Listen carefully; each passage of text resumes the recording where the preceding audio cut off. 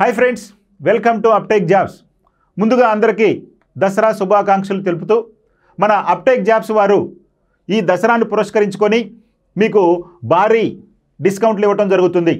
ఇందులో భాగంగా ప్రస్తుతం మనం ఇంట్రడ్యూస్ చేసినటువంటి క్విక్ రివిజన్ కోర్సులు, అది ప్రధానంగా ఏపీపీఎస్సీ గ్రూప్ 2 మెయిన్స్కి సంబంధించి క్విక్ రివిజన్ కోర్సును కేవలం 299 రూపాయలకే, అదేవిధంగా టీజీపీఎస్సీ గ్రూప్ 2కి సంబంధించి పార్ట్ 1 పార్ట్ 2ను ఒక్కొక్క పార్ట్ను కేవలం 299 రూపాయలకే మీకు అందించడం అనేది జరుగుతుంది.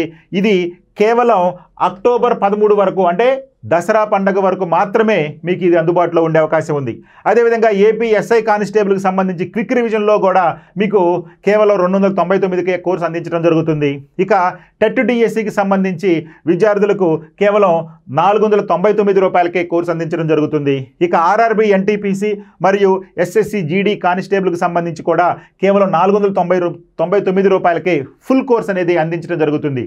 ఈ ఫుల్ కోర్స్ అనేది మీకు 6 నెలల వరకు వ్యవధి ఉంటుంది. 6 నెలల వ్యవధితోటి మీకు అందించడం జరుగుతుంది. మరి మీకు తెలిసిందే కదా, టీజీపీఎస్సీ గ్రూప్ 2 కానీ ఏపీపీఎస్సీ గ్రూప్ 2 కానీ ప్రతి సబ్జెక్టుకు సిలబస్ వైజ్గా 5 నుంచి 10 గంటల లోపు సిలబస్ని కవర్ చేస్తూ మీకు క్విక్ రివిజన్ లాగా, అంటే తొందరగా మీరు సబ్జెక్ట్ని రోజుకి 1, 2, 3 సార్లు రివిజన్ చేసుకునే విధంగా వీలు కల్పిస్తూ ఈ క్విక్ రివిజన్ అనే కాన్సెప్ట్ను మనం తీసుకురావడం జరిగింది. ఇక టెట్ డిఎస్సికి సంబంధించి ఆర్ఆర్బి ఎన్టీపీసీకి సంబంధించి ఫుల్ కోర్సులను, అక్కడ క్విక్ రివిజన్ కాదండి, ఫుల్ కోర్సులను మీకు కేవలం 499 రూపాయలకు అందించడం జరుగుతుంది. విత్ టెస్టులతో సహా, ఆ టెస్టులను ఎక్స్ప్లెయిన్ చేస్తూ కూడా. సో ఇవన్నీ కూడా కేవలం ఈ దసరా ఆఫర్గా మీకు ఇవ్వడం జరుగుతుంది. అది కూడా అక్టోబర్ 13 వరకు మాత్రమే ఈ ఆఫర్లు మీకు అందుబాటులో ఉంటాయి. వీటన్నింటినీ మీరు వినియోగించుకుంటారని, ఇప్పటి వరకు మీరు యాప్ కనుక పర్చేజ్ చేయకపోతే పర్చేజ్ చేస్తారని మీకు మరొకసారి మీకు దసరా శుభాకాంక్షలు తెలుపుతూ ఇప్పుడు మనం ఈ యొక్క బిట్స్ను ప్రాక్టీస్కు చూద్దాం. నెక్స్ట్ ఫస్ట్ ప్రశ్న, హూ కాయిన్డ్ ద స్లోగన్ జై జవాన్ జై కిసాన్? జై జవాన్ జై కిసాన్ అనేటువంటి నినాదాన్ని ఇచ్చినటువంటి వారు, రూపొందించినటువంటి ఎవరు? జేపీ నారాయణ అంటే జయప్రకాష్ నారాయణ గారు, అదేవిధంగా జే దౌలత్రం, ఇక లాల్ బహదూర్ శాస్త్రి గారు, శ్యామా ప్రసాద్ గారు. మరి వీళ్ళు ఎవరు జై జవాన్ జై కిసాన్ నినాదాన్ని ఇచ్చారు అంటే మనకి లాల్ బహదూర్ శాస్త్రి గారు జై జవాన్ జై కిసాన్ అనే నినాదాన్ని ఇవ్వడం జరిగింది. సో కాబట్టి right answer 3. Next second question, 80% of the total steel production is in which region of Germany? చూడండి, మొత్తం ఉక్కు ఉత్పత్తిలో 80% ఉక్కు జర్మనీలోని ఏ ప్రాంతంలో ఉంది? అంటే జర్మనీలో ఏ ప్రాంతంలో అత్యధిక మొత్తంలో ఉక్కు, అంటే ఆ దేశంలో ఉత్పత్తి అవుతున్న ఉక్కులో 80% వరకు ఒక ప్రాంతంలోనే ఉంది అంటున్నాడు. ఆ ప్రాంతం ఏది? First one Stuttgart, second one Hanover, third one Ruhr, fourth one Munich. ఈ 4గింట్లో ఏ ప్రాంతంలో ఇనుము ఉక్కు అనేది లేదా ఇనుము అనేది అధికంగా ఉత్పత్తి అవుతుంది జర్మనీలో? అంటే రూర్ అనేటువంటి ప్రాంతంలో. ఈ రూర్ అనే ప్రాంతంలో మనకి లొరైన్ మరియు రెనిస్ మరియు వెస్ట్ఫీలియా ప్రాంతాలు, అంటే ఈ రూర్ అనేటువంటి ప్రాంతంలో ఈ లొరైన్ అనేటువంటి ప్రాంతం, అదేవిధంగా రెనిస్ మరియు వెస్ట్ఫీలియా ప్రాంతాలు ఉన్నాయి. ఈ ప్రాంతాలు ఇనుము ఉక్కుకు ప్రసిద్ధి. ఎక్కడ? ఈ రూర్ అనే ప్రాంతంలోనే, జర్మనీలో ఉన్నటువంటి ఈ రూర్ అనే ప్రాంతం. అందుకనే రూర్ అనేది రైట్ ఆన్సర్. ఇంతేకాదు, మనము ఇది ఎంత ప్రసిద్ధి అంటే మన భారతదేశంలో ఒక ప్రదేశాన్ని రూర్ ఆఫ్ ఇండియా అంటాం. దేన్నండి రూర్ ఆఫ్ ఇండియా అంటాము? చోటా నాగపూర్ పీఠభూమి ప్రాంతాన్ని మనం రూర్ ఆఫ్ ఇండియా అంటాం. ఎందుకంటామండి చోటా నాగపూర్ పీఠభూమి ప్రాంతాన్ని అంటే, మన దేశంలో ఉన్నటువంటి ఈ చోటా నాగపూర్ ప్రాంతం ప్రధానంగా జార్ఖండ్, ఛత్తీస్గఢ్, ఒడిస్సా, పశ్చిమ బెంగాల్ రాష్ట్రాల కొద్ది ప్రాంతాల్లో విస్తరించినటువంటి పీఠభూమి చోటా నాగపూర్ పీఠభూమి. ఇది అత్యధికంగా ఖనిజాలకు ప్రసిద్ధి. అంటే జర్మనీలోని రూర్ అనే ప్రాంతం ఖనిజాలకు ఏ విధంగా ప్రసిద్ధో మన భారతదేశంలో ఈ చోటా నాగపూర్ పీఠభూమి అంత ప్రసిద్ధి. కాబట్టి మనం మన చోటా నాగపూర్ పీఠభూమిని జర్మనీలోని ఈ రూర్ తోటి పోలుస్తూ రూర్ ఆఫ్ ఇండియా అంటాం. అర్థమైందండి? కాబట్టి ఈ రూర్ అనే ప్రాంతం ఖనిజాలకు ప్రసిద్ధి, ప్రధానంగా ఇనుము ఉక్కు ఖనిజానికి. Okay, next third question, longest express network in Indian Railways in terms of distance and time. మరి భారతదేశంలో భారతీయ రైల్వేల్లో అత్యధిక పొడవైన ఎక్స్ప్రెస్, అత్యధిక దూరం ప్రయాణించేటువంటి ఎక్స్ప్రెస్ రైలు ఏది అన్నాడు. అంటే మన భారతదేశంలో అత్యధిక దూరం ప్రయాణించేటువంటి ఎక్స్ప్రెస్ రైలు ఏది అని అడుగుతున్నాడు. Yoga express, Vivek express, Samjhauta express, golden chariot.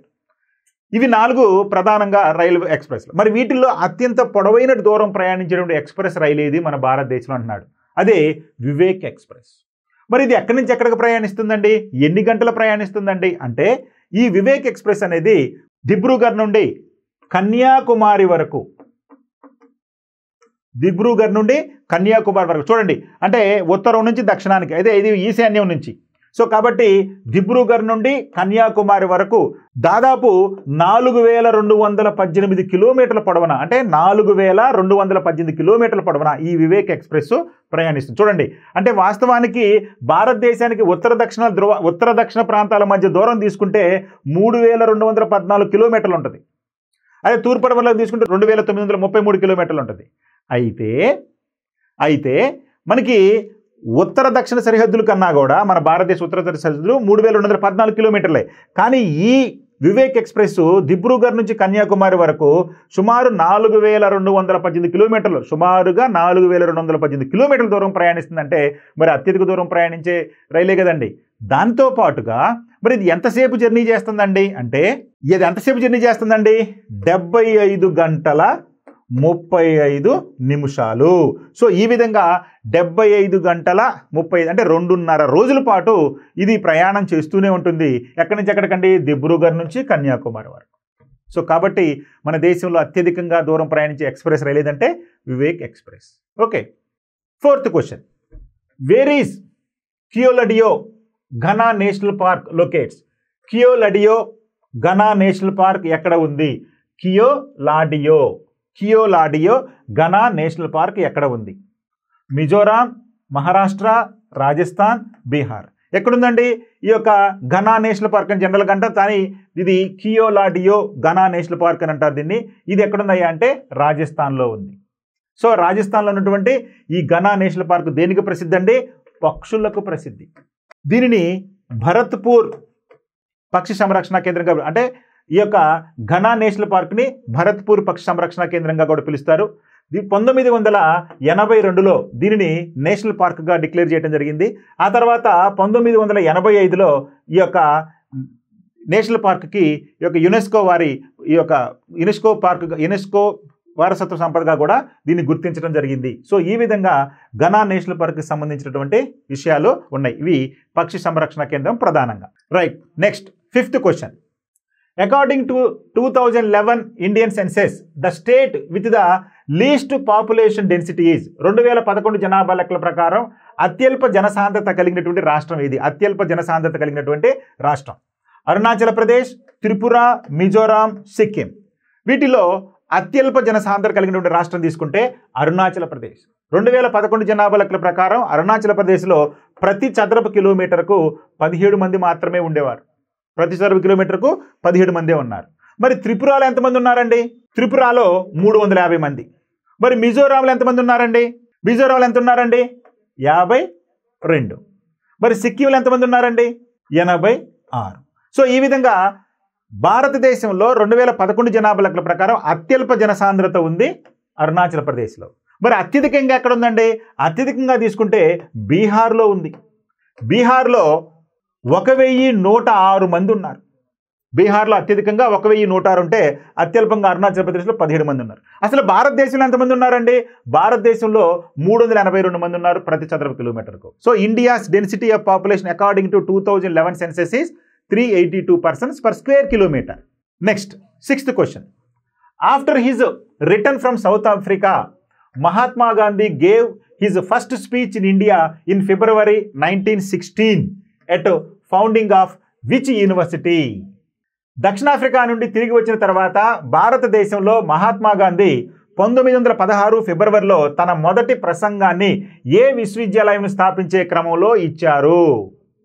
అంటే సౌత్ ఆఫ్రికా నుంచి భారతదేశం మహాత్మా గాంధీ వచ్చారు. ఆ తర్వాత మన భారతదేశంలో ఉన్నటువంటి పరిస్థితులకి ఈ యొక్క చెల్లించిపోయి స్వతంత్ర సముపార్జనలో ఆయన పాల్గొనడం జరిగింది.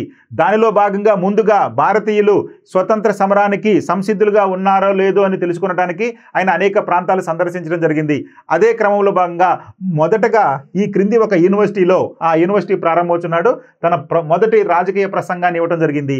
అది ఏ యూనివర్సిటీ అంటున్నాడు? ఒకటి university of Calcutta, university of Madras, university of Bombay, అదేవిధంగా బెనారస్ హిందూ యూనివర్సిటీ. వీటిల్లో ఏ యూనివర్సిటీ అంటే ఈ మూడు కూడా బ్రిటిష్ కాలంలోనే స్వతంత్రానికి ముందే బ్రిటిషర్లు స్థాపించడం జరిగింది. అదేవిధంగా బెనారస్ హిందూ యూనివర్సిటీ, ఇక్కడ రైట్ ఆన్సర్ తీసుకుంటే బెనారస్ హిందూ యూనివర్సిటీ 1916 సంవత్సరంలో ఈ బెనారస్ హిందూ యూనివర్సిటీ స్థాపించే క్రమంలో భాగంగా ఆయన ఒక స్పీచ్ ఇవ్వడం జరిగింది. కాబట్టి ఇక్కడ దీనికి రైట్ ఆన్సర్ బెనారస్ హిందూ విశ్వవిద్యాలయం. Next 7th question. First indigenous colour film, దేశంలో మొట్టమొదటి స్వదేశీ రంగుల చిత్రం అంటున్నాడు. స్వదేశీ రంగుల చిత్రం చోటా చేతన్, కిషన్ కన్యా, ఆలం అరా, రాజా హరిశ్చంద్ర, ఇవన్నీ కూడా సినిమాలేనండి. అయితే ఒక్కొక్క దానికి ఒక్కొక్క ప్రత్యేకత ఉంది. ఏంటండి? చోటా చేతన్ అనేది మొదటి 3D మూవీ, మన దేశంలో మొదటి 3D మూవీ ఈ యొక్క చోటా చేతన్. ఇది ఎప్పుడు వచ్చిందండి? ఇది 1984లో వచ్చింది, మొదటి 3D సినిమా. మరి కిషాన్ కన్య అనేది రైట్ ఆన్సర్. ఇది 1937 వచ్చింది, మొదటి కలర్. అదేవిధంగా ఆలమరా ఏంటండి? ఆలమరా అనేది మొదటి శబ్ద చిత్రం. ఆలం అరా అనేది మొదటి సౌండ్, మూకీ కాదండి, మొదటి సౌండ్ చిత్రం. ఇది 1930లో వచ్చింది. మరి మొదటి చిత్రం, మొదటి మూకీ చిత్రం కూడా అంటాం దీన్ని, ఇది రాజా హరిశ్చంద్ర. ఇది ఎప్పుడు వచ్చిందండి? ఇది 1913లో వచ్చింది. చూడండి, అంటే మన భారతదేశంలో చలనచిత్రాల యొక్క క్రమం ఈ విధంగా ఉంది. అంటే మొదటి చిత్రం, మొదటి మూకీ చిత్రం, మాటలు ఏమి ఉండవండి, మాటలు లేకుండా చిత్రం రాజా హరిశ్చంద్ర, ఇది 1913లో వచ్చింది. ఆ తర్వాత డైలాగులతో వచ్చింది ఆలం అరా, 1930లో వచ్చేసింది. ఆ తర్వాత కిషన్ కన్య, ఇది రంగుల్లో స్వదేశీ రంగుల చిత్రం 1937లో వచ్చింది. ఆ తర్వాత చోటా చేతన్ వచ్చేసి మొదటి 3D సినిమా 1984లో వచ్చింది. సో ఈ విధంగా ఇక్కడ ఉన్నటువంటి వాటిలో రైట్ ఆన్సర్ తీసుకుంటే కిషాన్ కన్య భారతదేశంలో మొదటి రంగుల చిత్రం. Next 8th question. October 24th, United Nations was established as the next successor of నానా జాతి సమితి ఇన్ విచ్ ఇయర్? ఈ నానా జాతి సమితిని ఏమంటారండి? లీగ్ ఆఫ్ నేషన్ అంటారు. ఈ లీగ్ ఆఫ్ నేషన్ తర్వాత వచ్చినటువంటిదే మన యునైటెడ్ నేషన్స్. కాబట్టి నానాజాతి సమితి తర్వాత అక్టోబర్ 24 ఐక్యరాజ్య సమితిని ఏ సంవత్సరంలో స్థాపించారు అంటున్నాడు? 1944, 1946, 1945, 1943. ఏంటంటే ఆన్సర్ 1945. ఈ యొక్క లీగ్ ఆఫ్ నేషన్ ఫెయిల్ అవటంతో రెండవ ప్రపంచ యుద్ధం రావటం, సో ఆ యుద్ధాన్ని మరొక యుద్ధం రాకుండా అరికట్టడం కోసం ఒక బలమైన శక్తివంతమైనటువంటి ఆర్గనైజేషన్ కావాలనే ఉద్దేశంతో 1945 అక్టోబర్ 24న యుఎన్ఓ అనేది స్థాపించడం జరిగింది.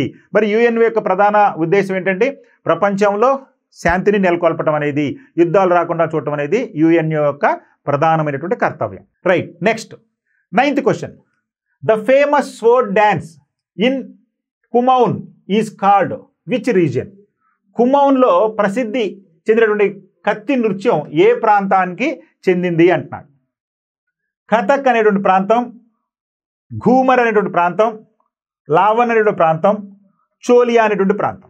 ఏ ప్రాంతంలో ఈ కత్తి నృత్యం ఏంటిదంటే అది కుమౌన్లో, అంటే కుమౌన్ అంటే ఈ చౌలియా అనేటువంటి ప్రాంతంలో, కుమౌన్లో ఉన్నటువంటి ఈ యొక్క కత్తి నృత్యం ఏ ప్రాంతానికి సంబంధించిందయ్యా అంటే చోలియా ప్రాంతంలో ఈ యొక్క కత్తి నృత్యం అనేది కామన్గా ఉంటుంది, సహజంగా.